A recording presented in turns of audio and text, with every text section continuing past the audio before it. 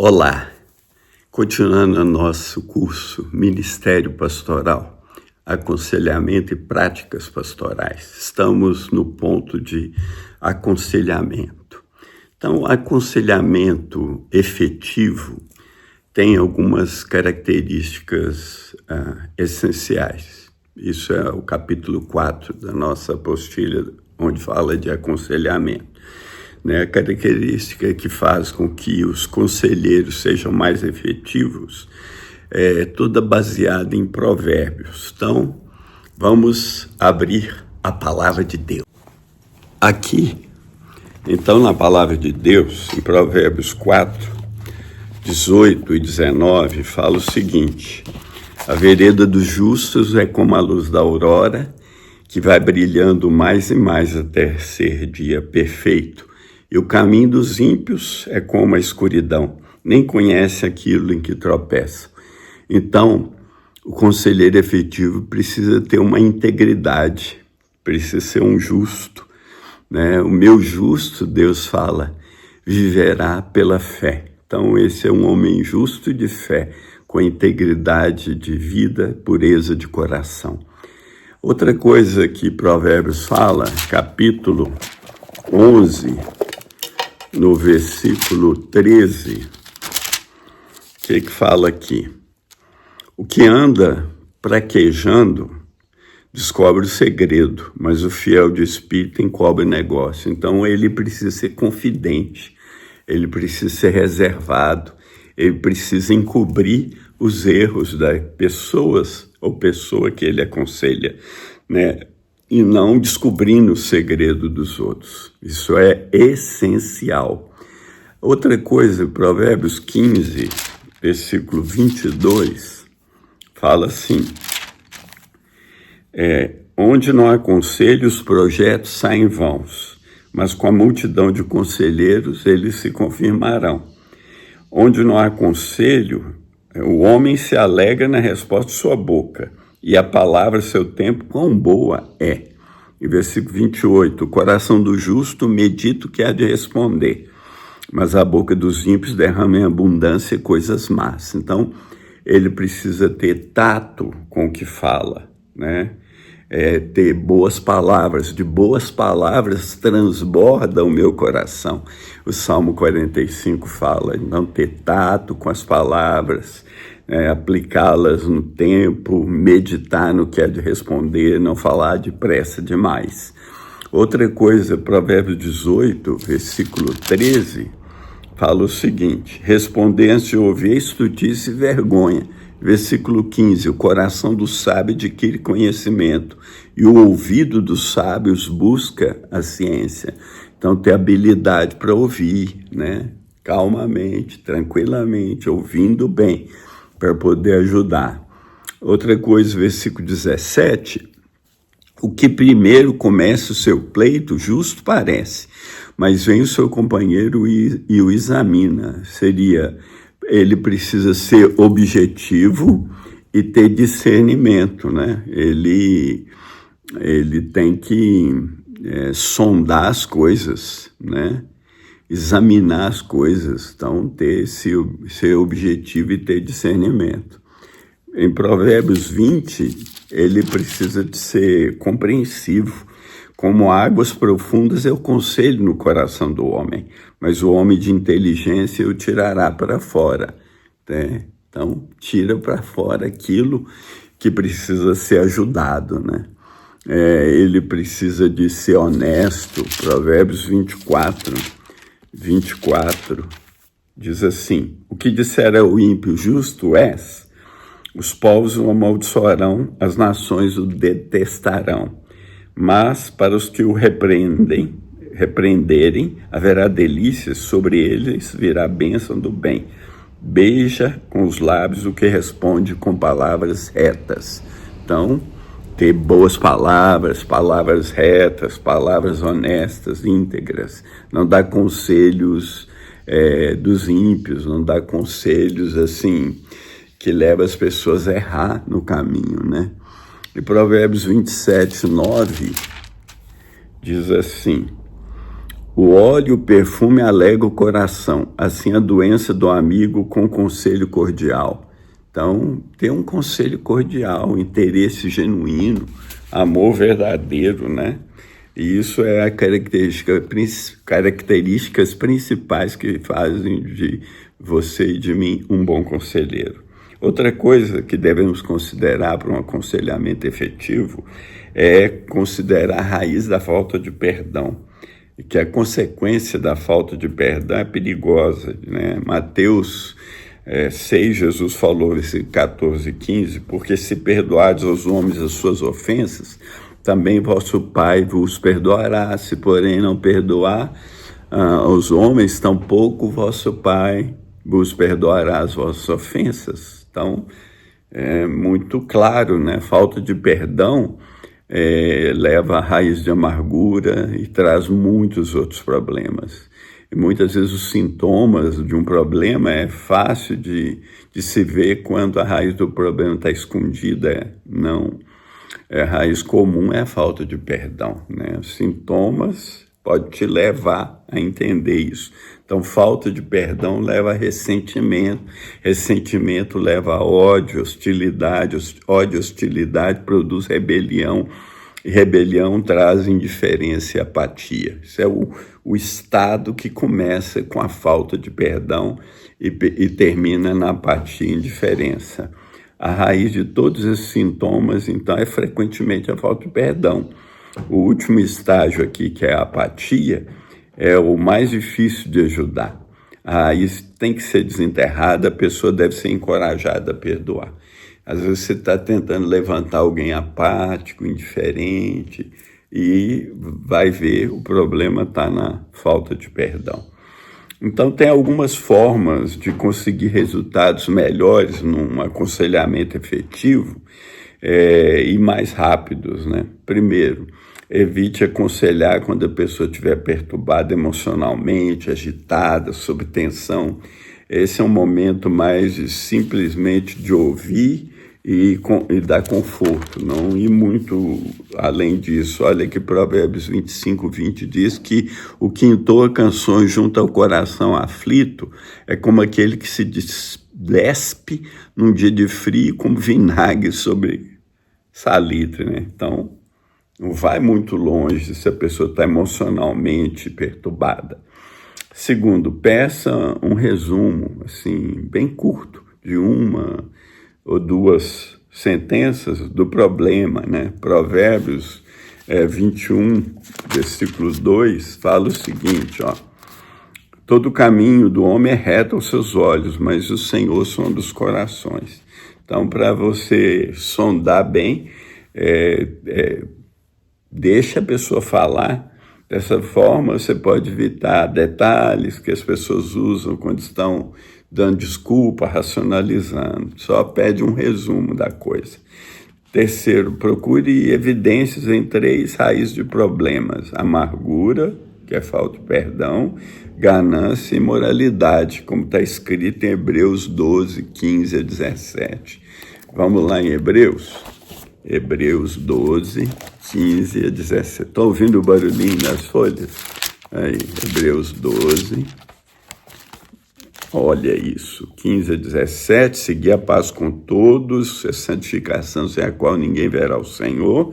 14, tendo cuidado que ninguém se prive da graça de Deus e de que nenhuma raiz de amargura brotando vos perturbe e por ela muitos se contaminem. E ninguém seja fornicário ou profano como Esaú, que por um manjar vendeu seu direito de primogenitura, porque bem sabendo que, querendo ele ainda depois herdar a bênção, foi rejeitado, porque não achou lugar de arrependimento, ainda que o buscou com lágrimas. Então você vê que na vida de Esaú tinha amargura contra Jacó, né? Falta de perdão, tinha ganância de querer as coisas, que ele queria a primogenitura depois por causa das coisas, e tinha imoralidade, diz que ele era profano e que ele era fornicador, além de ser profano, profanando o nome do Senhor. Quarto, faça um desafio ou uma pergunta, né? Não é uma afirmativa direta, mas tipo assim, voltando para Provérbios. Voltando para Provérbios. Provérbios, capítulo 15. Voltando para Provérbios 15, no versículo 1, o que o autor diz aqui? Ele fala: resposta branda desvia o furor, mas a palavra dura suscita a ira, né? O que você pode dizer? Você está mentindo? Ou não afirme, você está mentindo. Não, faça a pergunta: você está mentindo? Ou você está dizendo a verdade? Né? Não fala direto: você está mentindo, seu mentiroso. Aí se já perdeu o aconselhamento. Quinto, procure 2 tipos de problemas. Provérbios 13, 18. Pobreza e afronta virão ao que rejeita a correção, mas o que guarda a repreensão será venerado. Então, quais os tipos de problema? Problema superficial. Será o problema, né, mais fácil de tratar, mas a superfície não vai resolver. E a raiz, né? O mais sério, né, mais vergonhoso às vezes, a pessoa vai avaliar a reação do conselheiro referente ao problema superficial. E se ele sentir confortável com a reação do conselheiro na coisa que é superficial, e se ele tiver confiança e segurança com ele, então vai permitir que ele veja a raiz do problema, vai permitir que desça mais fundo. E o conselheiro experiente, né, vai ouvir pacientemente, no momento oportuno. Ele pode perguntar: somado a isso, você tem algum outro problema? Que aí vai para a raiz, né? Sexto, assuma que a pessoa que vem com problema normalmente é a chave para a solução. Vamos ver que o Senhor aqui fala em Lucas 13, Lucas capítulo 12, Lucas 12, 13. Parábola do rico insensato, né? Mestre, diga meu irmão que repata comigo herança. Mas homem, quem me pôs a mim como juiz ou repartidor entre vós? Disse-lhes: cautelai-vos e guardai-vos da avareza, porque a vida de qualquer não consiste na abundância do que possui, né? Então, o problema que vem, às vezes já está sendo claro aí na avareza, na ganância, né? Do caso desse homem aqui, desse exemplo que Jesus deu. E Romanos também, no capítulo 2, ele vai falar de julgamento, né? Romanos 2, ele diz: não julgueis para não ser julgados, porque com medida você é indesculpável quando julga homem, quem quer que seja, porque te condenas a ti mesmo naquilo que julgas outro, pois você que julga faz o mesmo. E bem sabemos que o juízo é segundo a verdade sobre os que fazem. Tu, homem que julgas, pensas que vai escapar do juízo de Deus? Então, às vezes a pessoa vem falando do problema dela é o outro e começa a julgar o outro, né? E aí você vai ver que o problema dela não é o outro, é ela que julga, né? E está fazendo as mesmas coisas daquele que está julgando. E muitas vezes é condenação, né? Isso é muito comum em aconselhamento, quando alguém teve problema com o pai, com mãe, né? Meu pai, minha mãe. E aí você vai ver que o cara julga e faz a mesma coisa. Marque consultas em vez de aconselhar de imediato, né? Às vezes a pessoa está carregando um problema por anos e anos a fio, quer que você resolva o problema dela num tapa. E às vezes, como águas profundas, é o conselho do coração do homem, mas o homem de inteligência tirará para fora. Então, problema superficial tem tempo para ser resolvido. Problema difícil, vai com calma, né? Mas marque tempo. Outro ponto: grande cuidado precisa ser tomado entre questão de levar caso para a justiça. Paulo diz em 1 Coríntios 6 que você não deve levar caso para a justiça.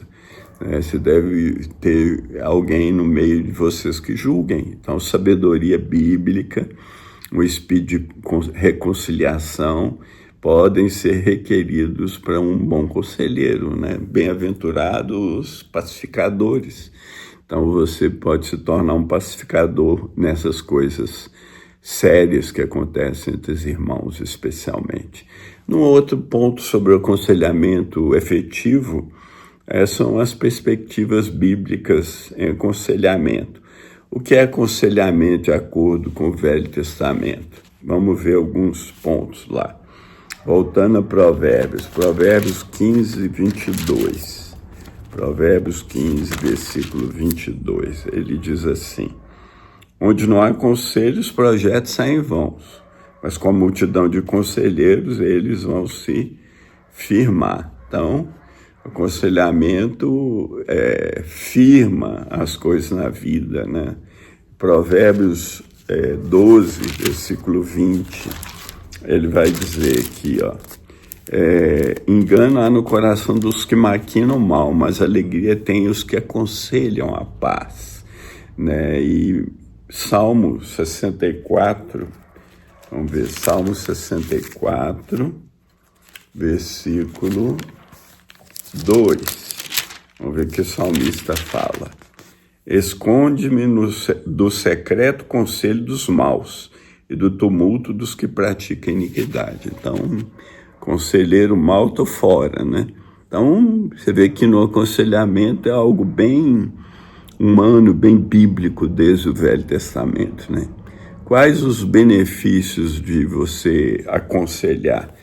Voltando para Provérbios 12, o primeiro benefício é ajudar a pessoa a ser livre da ansiedade, né? Provérbios 12, 18.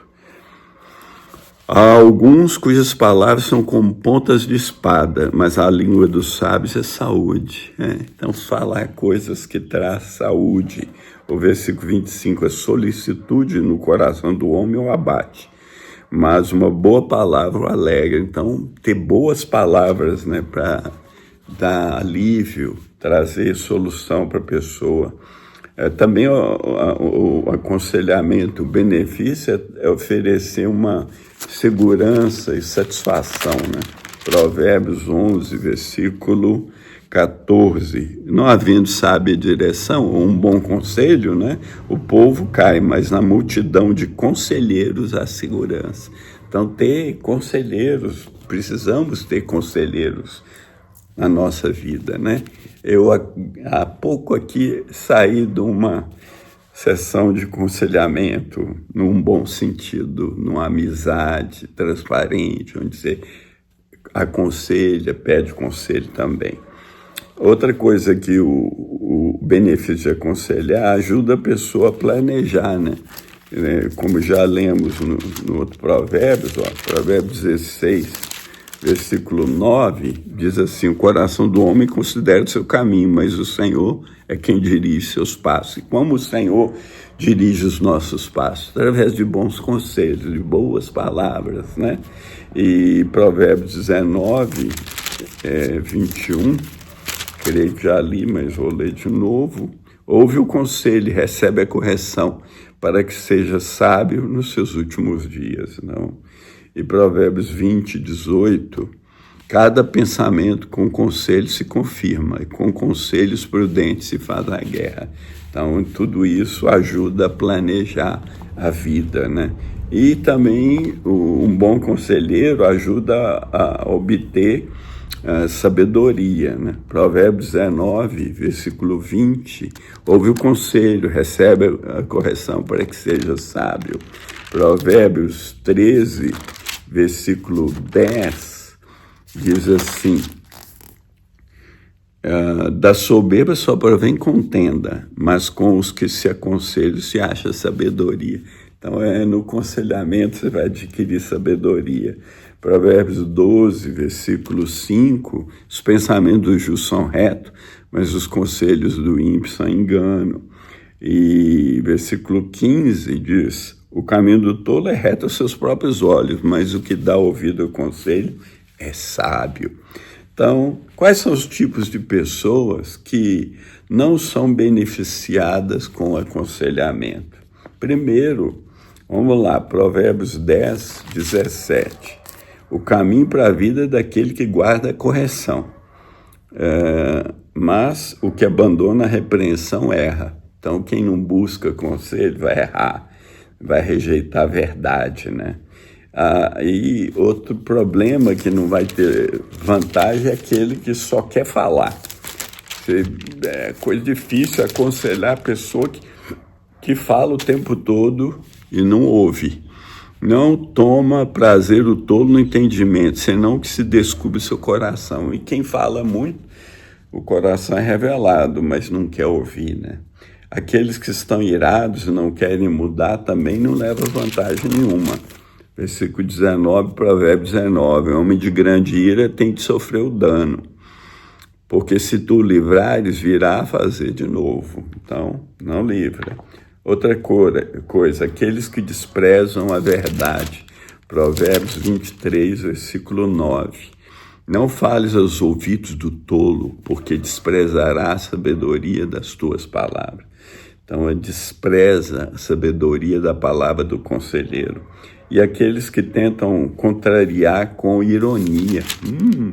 Provérbios 29, versículo 9. Diz assim, o homem sábio que pleiteia com tolo, quer se perturbe, quer se ria, não terá descanso. Então, não entra na tolice de pleitear com tolo. Se ele não quer, sai fora. Olha, desculpa, não, vamos terminar aqui. E aqueles que não querem responder com o problema ou questão. Provérbios 29, 19. O servo não se emendará com palavras, porque ainda que te entenda, não te atenderá. Ele entende tudo que você fala, mas não quer mudar, porque não quer aplicar, então não vai levar lucro nenhum, né? E é difícil esse tipo de pessoa. E para encerrar, lembra que nós sempre temos um conselheiro que está sempre à nossa disposição, né? Jesus, que diz, o nome dele é Deus Forte, Pai da Eternidade, Príncipe da Paz, né? O Conselheiro Fiel, e está lá em Isaías, vamos ler lá Isaías 9, para lembrar a gente dessas boas palavras a respeito de Jesus, que repousou sobre ele o espírito de conselho do Senhor, o espírito de sabedoria de conselho. Provérbios 9, versículo 6, diz assim, porque o menino nasceu, os filhos se nos deu, o principado está sobre seus ombros, seu nome será maravilhoso conselheiro. Na verdade, algumas traduções dizem maravilhoso conselheiro, né? Não é maravilhoso conselheiro, não, é um conselheiro maravilhoso. Aleluia, Deus forte, Pai da eternidade, Príncipe da paz, por isso que repousou sobre ele, né, o Espírito do Senhor, o Espírito de conselho, repousará sobre ele, Isaías 11:2, o Espírito do Senhor, o Espírito de sabedoria, de inteligência, o Espírito de conselho e de fortaleza, o Espírito de conhecimento e do temor do Senhor. Então, que o Senhor Jesus, né, que se deleitava no temor do Senhor, que a alegria de Jesus era temer o Senhor, que ele faça repousar o Espírito dele sobre a sua vida, para que você busque conselho e se torne também um bom conselheiro. Fica na paz. O Senhor te abençoe e te guarde. Um grande abraço.